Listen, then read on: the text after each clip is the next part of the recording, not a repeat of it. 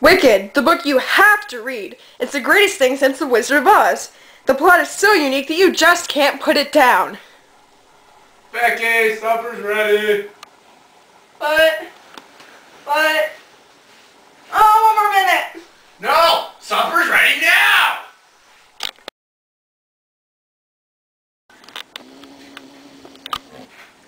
Gregory McGrath has an interesting talent for recreating fictional story tales. He has also written Confessions of an Ugly Stepsister, Lost, Mirror Mirror, and Son of a Witch. Here's a satisfied reader to tell us about what was so intriguing about it. Hey, I'm Trishia. I found this book in my neighborhood library a couple of years ago, and even though it seems like a very thick read, I read it in a couple of weeks. I know there are, like, different types of readers, like speed readers, I guess, because there's people who can read it, like, something like that in about a day, and, like, with other books, usually it would take me about 4 months, but for some reason, because it was so interesting, it only took me about a week, or 2 weeks or something. I don't know. I was pretty amazed with it, though. But I'm pretty sure that I'm going to read this book until the day I die, over and over again. What made you so interested in it? Well, I've always been interested in The Wizard of Oz. And so when I saw this book, I was just like, hey, maybe I should read this. So I picked it up and I read the back, which piqued my interest in it more, and then I liked it, so. Well, what's the story mainly about? The Life and Times of the Wicked Witch of the West tells of how Elphaba, the Wicked Witch of the West, grows up in Munchkinland, goes to school, meets the Wizard of Oz, who really isn't who you think he is, and tries to go to war and stop it.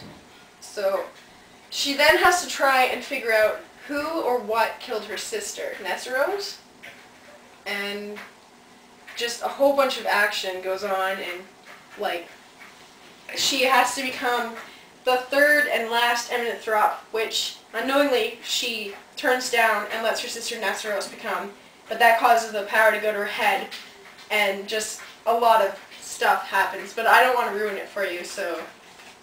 So, where would we be able to find this book?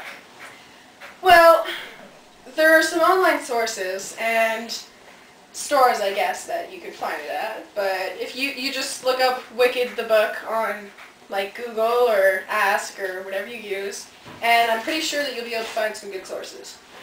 Are there any other places near here that we could find it?